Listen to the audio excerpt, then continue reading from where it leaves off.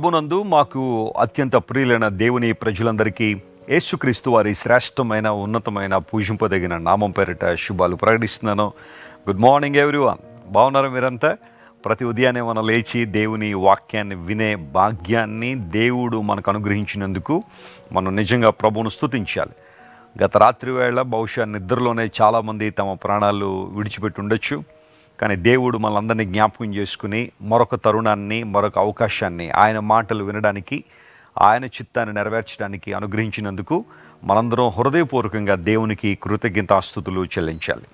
మన దేవుడు స్తుతి పాత్రుడు, ఆయన మహిమకు పాత్రుడు, స్తోత్రార్హుడు.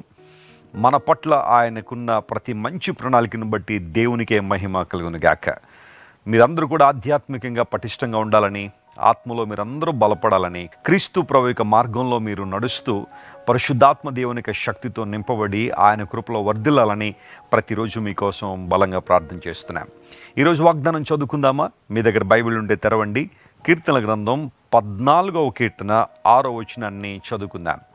Sam 14 and verse 6. బాధపడు వారి ఆలోచనను మీరు తృణీకరించుదురు, అయినను యెహోవా వారికి ఆశ్రయమై ఉన్నాడు. బాధపడు వారి ఆలోచన తృణీకరించబడుతుందట. 14వ కీర్తన దావీదు భక్తుడు రచించిన కీర్తన. తన జీవిత అనుభవాల్లోంచి చాలా శ్రేష్టమైన విషయాలు ఆయన రాసుకుంటూ వచ్చారు.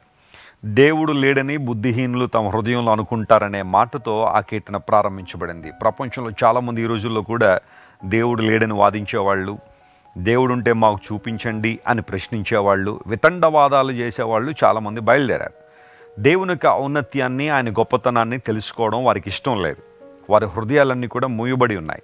అయితే పౌలు భక్తుడు ఏమంటాడంటే, దేవుని యొక్క నిత్యశక్తియు మరియు ఆయన దైవత్వం తెలుసుకోవాలంటే సృష్టించబడిన వస్తువులను ఆలోచించడం వలన మనకు అర్థమవుతుంది అన్నాడు రోమాపత్రిక 1వ అధ్యాయంలో. సృష్టించబడిన వస్తువులను ఆలోచించడం వలన, ఆరాధించడం వలన కాదు. దేవుని చేత సృష్టించబడినవి ఆరాధనకు యోగ్యము కాదు. ఆయన ఒక్కడే ఆరాధనకు యోగ్యుడు. ఆయన సృష్టే. దేవుని బిడ్డలు సృష్టిని సృష్టిగానే చూస్తారు, సృష్టికర్తను సృష్టికర్తగానే చూడాలి. అయితే చాలామంది ఈ రోజుల్లో దేవుడు లేడని వాదించేవాళ్ళు, లేదా కొంతమంది దేవుడు ఉన్నాడు అని నమ్మినా సృష్టినే దేవుడిగా భావించేవాళ్ళు కొంతమంది ప్రపంచంలో కనబడుతున్నారు. అయితే దేవుడు వివేకము కలిగి నరులు ఆయన వెతుకుతారేమోనని కనిపెడుతున్నాడట. చాలామంది రకరకాల వాటిల్లో బిజీగా ఉంటూ దేవుని గురించి ఆలోచన లేదు, ఆయన గురించిన మనస్సు వారికి లేదు. అయితే ఆ క్రింద వచనాలు మనం చదువుతూ ఉంటే దేవుడు నీతిమంతుల పక్షముగా ఉండు దేవుడని ఆ పై వచనంలో మనం చూస్తున్నాం. ఒకవేళ ఈరోజు నీ జీవితంలో నువ్వు ఎదుర్కొంటున్న శ్రమను బట్టో, నువ్వు ఎదుర్కొంటున్న కష్టాన్ని బట్టో, లేదా నీ మీద దుమ్మిగా పడుతున్న నిందలను బట్టో, అవమానించబడిన విధానాన్ని బట్టో దేవుడు నా పక్షంగా లేడేమోనండి అన్న అనుమానం నీకు రావచ్చు. అపవాది అలాంటి అనుమానాన్ని తీసుకొస్తాడు మన హృదయాల్లో. అయితే మనం నమ్మాల్సింది ఏంటంటే, ప్రభునందు సంపూర్ణ విశ్వాసం కలిగి ఉండడం అంటే ఆయన నా పక్షంగా ఉన్నారు, దేవుడు నా పక్షంగా నిలబడ్డారు, ఆయన నా పక్షంగా తన కార్యాలు జరిగిస్తున్నాడు. ఒకవేళ ఈరోజు దేవుడు నీ పట్ల చేస్తున్న కార్యాలను అర్థం చేసుకోలేని పరిస్థితులను ఉండొచ్చు, కానీ ఒకరోజు నీకు అర్థమవుతుంది, ఇందుకోసం ఆ దేవుడు నన్ను బలపరుస్తున్నది, ఈ కార్యాల కోసం ఆ దేవుడు నన్ను సిద్ధపరిచింది, ఈ కార్యాల కోసం ఆ దేవుడు నన్ను తన మార్గములో నడిపించిందని ఒకరోజు ఖచ్చితంగా నీకు అర్థమైంది. బాధపడు వారి యొక్క ఆలోచన తృణీకరించబడుతుంది, కానీ దేవుడు అట్టివారికి ఆశ్రయమై ఉన్నాడు. బైబిల్ గ్రంథంలో ఎన్నో చోట్ల దేవుడు మనకు ఆశ్రయం అనే మాట మనం చూస్తూనే ఉన్నాం. బాధపడేవారిని ఈ రోజున చాలామంది పట్టించుకోకపోవచ్చు. ఒకవేళ నువ్వు పడుతున్న బాధను చూసి నీ భర్త నిన్ను పట్టించుకోకుండా నిన్ను హేళన చేస్తున్నాడేమో, నువ్వు ఎప్పుడు అలాగే ఏడుస్తావు, నీ బ్రతుకంతా అంతే అని బహుశా నీ భర్తే నిన్ను నిందిస్తున్నాడేమో. నువ్వు పడుతున్న బాధను, కష్టాన్ని నీ భార్య అర్థం చేసుకోకపోవచ్చు. పైగా నీ మీద ఇంకా లేనిపోయిన మాటలు తన బంధువులకి, స్నేహితులకి చెబుతుందేమో. నీ పిల్లలు బహుశా నీ బాధను అర్థం చేసుకోకపోవచ్చు, లేదా నీ స్నేహితులు, బంధువులు నువ్వు పడుతున్న కష్టాన్ని, నువ్వు ఎదుర్కొంటున్న బాధను అర్థం చేసుకోలేకపోవచ్చు. ప్రపంచంలో ప్రియులారా, మనుషులు ఈ రోజున ఎలా ఉన్నారంటే, నువ్వు బాధపడితే ఆనందించే వాళ్ళు చాలామంది ఉన్నారు. నువ్వు ఎప్పుడు కష్టాల్లో పడతావా చూద్దామని ఆలోచన చేసేవాళ్ళు కూడా చాలామంది ఉన్నారు. అయితే బాధపడే వారి విషయంలో దేవుని యొక్క ఉద్దేశం ఏంటి అంటే, ఆయన వారికి ఆశ్రయమై ఉన్నాడు. దేవుడు నీకు ఆశ్రయంగా ఉన్నాడు. ఆయన నీ పక్షంగా నిలబడుతున్నాడు. ఇది ఈరోజు దేవుడు నీకు ఇస్తున్న వాగ్దానం. ఎవరు నీతో ఉన్నా లేకపోయినా ఆయన నీతో ఉన్నాడు అని నమ్మి ఆయన పాదాల చెంత ఆయన స్తుతించగలిగితే, ఆయన గణపరచగలిగితే గొప్ప కార్యాలు నువ్వు చూస్తావు. కీర్తనకారుడు అంటాడు, దేవుడు మనకు ఆశ్రయమును దుర్గమునై ఉన్నాడు, ఆపత్కాలములో ఆయన నమ్ముకొనదగిన సహాయం అని. దావీదు భక్తుడు మరలా తన కీర్తనలో 18వ కీర్తనలో అంటాడు, నేను ఆశ్రయము పొందదగిన దుర్గము ఆయనే అన్నాడు. అంటే ఎన్నోసార్లు దావీదు తన జీవితంలో కష్ట పరిస్థితులు ఎదుర్కొన్నప్పుడు దేవుని చెంత, ఆయన రెక్కల నీడన ఉన్నాడు కాబట్టే విశేషమైన ఆదరణను, ధైర్యాన్ని, ప్రోత్సాహాన్ని దావీదు పొందుకున్నాడు. ప్రియ సహోదరి, ఈరోజు నీకు ధైర్యం కావాలా? ప్రియ సహోదరుడా, ఈరోజు నీకు ఆదరణ కావాలా? దేవుడు నీకు ఆశ్రయదుర్గమై ఉన్నాడు. ఆయన నీకు ఆశ్రయంగా ఉన్నాడు కాబట్టి ఆయన వైపు చూస్తూ, ఆయన ఆరాధిస్తూ ప్రభువును మహింపరచగలిగితే బలమైన కార్యాలను చూస్తావు.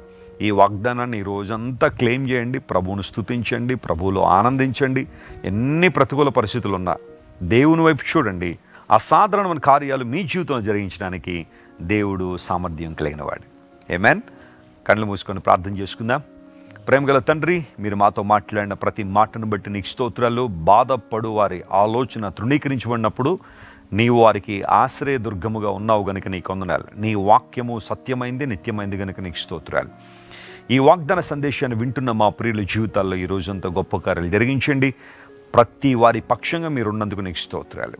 నీవు ఎట్టి ప్రణాళికలు వారి నిమిత్తం కలిగి ఉన్నావో వాటిని నెరవేర్చి బలపరచండి. అనారోగ్యంతో వారికి స్వస్థ ఇవ్వండి. ఇబ్బందులు ఉన్నవారు లేవనెత్తండి. ఘనత, మహిమ నీకు మాత్రమే ఆరోపిస్తూ యేసుక్రీస్తు నామం పేరట అడిగి వేడుకొనిచున్నాం తండ్రి. Amen. Amen. God bless you dear friends. Have a wonderful day. Christ worship center ఓ బలమైన సంఘ ఉద్యమం. కొన్ని సంవత్సరాల క్రితం కేవలం 2తో ప్రారంభించబడిన పరిచర్య నేడు ప్రపంచవ్యాప్తంగా లక్షలాది మందిని ప్రభావితం చేయుచున్నది. రాజమండ్రి, సికింద్రాబాద్, బెంగళూరు, చెన్నై, నెల్లూరు, దుబాయ్, బెహ్రైన్, కరీంనగర్, విశాఖపట్నం, గద్వాల్, కొవ్వూరు, మలకపల్లి, శ్రీలంక, భూటాన్, అడ్డతీగల, పాలమూరు, ఒంగోలు, బళ్ళారి, కోరుకొండ, పోతవరం, నల్లజర్ల, వెంకటరామయ్యగూడెం, మచిలీపట్నం, ఇందిరానగర్లతో పాటు అనేక గ్రామాల్లో క్రైస్ట్ వర్షిప్ సెంటర్ ఆరాధనలు జరుగుచున్నవి. వాక్య సంబంధమైన ఉద్యమంలో, పరిశుద్ధాత్మ సంరక్షణలో కొనసాగాలనుకునే ప్రతి ఒక్కరికి మా ప్రేమపూర్వక ఆహ్వానాన్ని అందిస్తున్నాము. రండి, ఆత్మతో సత్యముతో ప్రభువైన యేసుక్రీస్తును ఆరాధిద్దాం. మీరు ఇంతవరకు విన్న దైవ సందేశం మరియు దేవుని సేవకులు చేసిన ప్రార్థన మీకు ఆశీర్వాదకరముగా ఉన్నదని విశ్వసించుచున్నాము. ఈ సందేశాన్ని మీ స్నేహితులకు, బంధువులకు షేర్ చేయండి. మీకు ఏదైనా ప్రార్థన అవసరత ఉన్నచో మా ఫోన్ నంబర్లకు కాల్ చేయండి. దేవుడు మిమ్మల్ని ప్రేరేపిస్తే విశ్వాసంతో సాగుచున్న ఈ పరిచర్యను ప్రోత్సహించండి. మరిన్ని వర్తమానాలు, పాటలు వినుటకు జాన్ వెస్లీ మినిస్ట్రీస్ అను మా యూట్యూబ్ ఛానల్ను సబ్స్క్రైబ్ చేసుకొనండి. ప్రభువైన యేసుక్రీస్తు కృప మీకు తోడైండును గాక.